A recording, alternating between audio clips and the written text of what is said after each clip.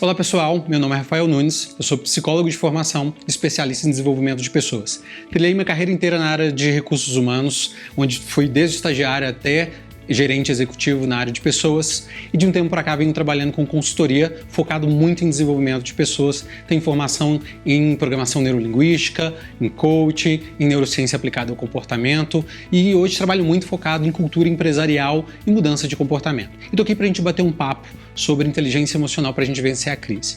E num momento como esse, a gente percebe que tudo parece mudar e a gente perde um pouco das referências que a gente tem. E o primeiro passo eu quero desmistificar um pouquinho a inteligência emocional como um fator zen ou alguma coisa que não é científico, e muito pelo contrário. A inteligência emocional, pela neurociência, é a nossa capacidade consciente de entender o impacto das nossas emoções nas nossas tomadas de decisão, nos nossos comportamentos. E para isso a gente precisa compreender, entender e reconhecer o que está acontecendo com a gente e como que isso impacta no nosso dia a dia. O primeiro passo para a gente começar a entender todo esse fluxo é compreender que a gente não controla as nossas emoções. As nossas emoções são processos naturais e a gente tem que aprender a lidar com aquilo que as nossas emoções trazem para a gente. O que a gente controla, então, não é a emoção. A gente controla como que a gente responde a essa emoção de forma consciente. E para isso, a gente vai falar um pouquinho que nesse momento a gente tem medo, insegurança, a gente tem ansiedade, a gente enfrenta tudo isso. Isso é natural, são sentimentos completamente legítimos. Mas tem formas da gente lidar com isso. Uma delas, que não é uma boa forma, é negando esse sentimento, é não falando sobre ele. Ter medo de se sentir vulnerável, enquanto a vulnerabilidade é uma demonstração de coragem no final das contas. E a gente precisa de reconhecer isso. O outro fato é sendo passivo.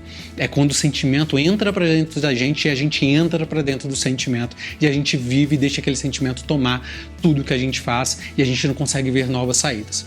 E outro é a compreensão consciente do que está acontecendo. E é isso que eu quero falar, trazendo alguns passos para vocês de como que a gente lida conscientemente com os nossos sentimentos, com as nossas emoções. O primeiro passo é a gente reconhecer que esse sentimento ele é natural. É a gente reconhecer que ele existe e que ele tá trazendo alguma coisa positiva pra gente. Qual a intenção que esse sentimento tem ao ponto de querer mostrar pra gente algum descompasso interno? A gente aceitar esse processo e a gente compreender que esse processo de autoconhecimento, de entender como que as emoções impactam a gente, é extremamente importante pra gente saber lidar com tudo que está acontecendo com a gente. Uma boa forma de a gente fazer isso é responder 3 perguntinhas simples que parecem bobas no momento, mas vocês vão perceber o quanto elas são importantes ao longo do tempo. Primeiro é, quanto tempo você demora para entrar dentro da emoção? Quanto tempo que aquela emoção, aquele sentimento te consome? Depois, é quanto tempo você fica dentro dessa emoção? O quanto tempo você fica remoendo tudo que acontece com você? E o terceiro ponto é quanto tempo você demora para sair dessa emoção, o quanto tempo que você fica lá deixando aquela emoção te consumir depois que o processo passa. Responda essas 3 perguntas que você vai entender e começar a reconhecer de fato como que as emoções impactam no seu dia a dia, principalmente em momentos como os que a gente está vivendo agora. O segundo passo é a gente entender quais são os recursos que a gente já tem para lidar com sentimentos. No final das contas, a ansiedade ela tem como critério buscar recursos para lidar com o acontecimento futuro. Só que a gente não tem controle do que está acontecendo e a gente não sabe o que vai acontecer. Então a ansiedade ela fica buscando o repertório nosso para a gente saber lidar com algo que é desconhecido. Então a gente fica dentro daquela ansiedade e aquela ansiedade fica buscando alguma coisa que a gente não vai conseguir achar. Então começa a perceber, frente ao que está acontecendo, a sua percepção atual, quais são os recursos que você já tem para saber lidar com aquilo que está acontecendo. Isso reduz a ansiedade, isso reduz o estresse e aumenta a sua capacidade de responder conscientemente a tudo que está acontecendo. Uma boa forma de fazer isso é você primeiro ter consciência daquilo que está sob seu controle, entende frente a tudo que está acontecendo o que você controla, entende o que você não controla, mas você pode influenciar. De repente tem algo que você não possa fazer, mas um parceiro de trabalho que você tem pode fazer, alguma outra área pode fazer, um colega, alguma pessoa pode fazer alguma coisa, e aceitar aquilo que a gente não tem controle como aprendizado para o futuro. Esses passos parecem simples, mas eles reduzem tremendamente a ansiedade e ajudam a gente a ter repertório para lidar com isso que está acontecendo também. Um terceiro passo é a gente buscar significado. No final das contas, tudo que é novo, o ser humano ele precisa do mínimo possível de controle e previsibilidade. E um momento como esse traz pra gente a vulnerabilidade de como a gente não tem controle sobre as coisas, o quão vulnerável a gente é e o quão imprevisível as coisas são. O mundo não é VUCA só agora, o mundo sempre foi VUCA. Agora só está mais evidente, a gente está mais consciente daquilo que a gente não controla.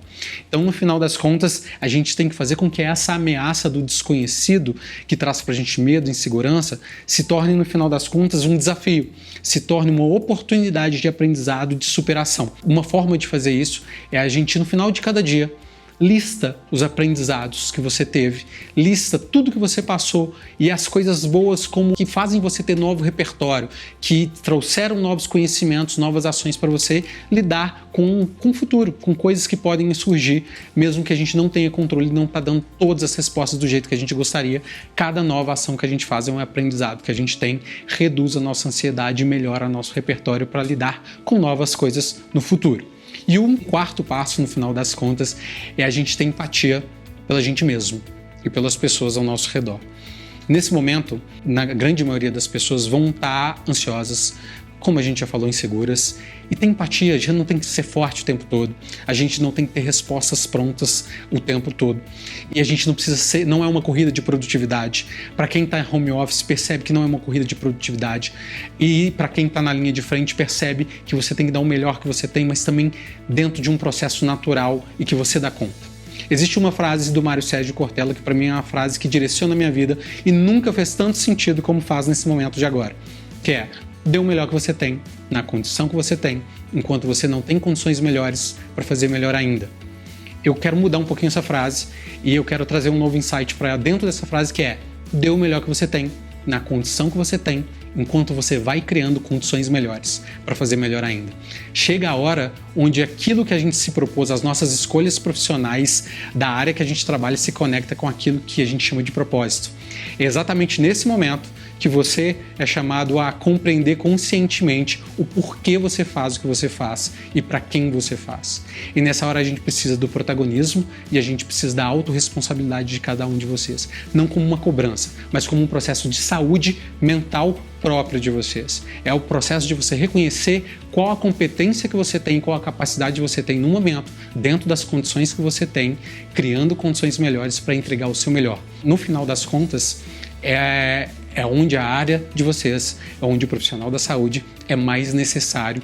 E o propósito de vocês não é só necessário, ele é essencial para a gente sair desse momento da melhor forma possível. Só que a gente só consegue sair desse momento da melhor forma possível sendo melhores para a gente mesmo, tendo saúde física e mental. Então, pessoal, recapitulando, desses 4 passos que a gente falou para a gente ter inteligência emocional e saber lidar com essa crise que está acontecendo, um dos primeiros passos é reconhecer e aceitar o sentimento como legítimo, como alguém ou algo que está querendo ajudar a gente a prevenir tudo que está acontecendo frente a um momento inesperado. O segundo passo é a gente entender quais os recursos a gente já tem para a gente saber lidar com o imprevisto, porque isso reduz o estresse, isso reduz a ansiedade. O terceiro passo é dar significado a tudo que está acontecendo, é compreender quais são os ganhos e os aprendizados que a gente está tendo ao longo de cada dia e como que esses aprendizados estão compondo o nosso repertório e melhorando nós como profissionais, como já dizia Nassim Nicolás Taleb, como nos tornando profissionais antifrágeis, melhorados frente ao caos que está acontecendo. E o quarto passo é a gente conectar ao nosso propósito, a gente compreender que a gente precisa de ter empatia com a gente mesmo e deixar leve esse momento de transição, que é um momento de transição, de fazer diferença na vida das pessoas, mas também é um momento de aprendizado e um momento de reflexão interna, ok?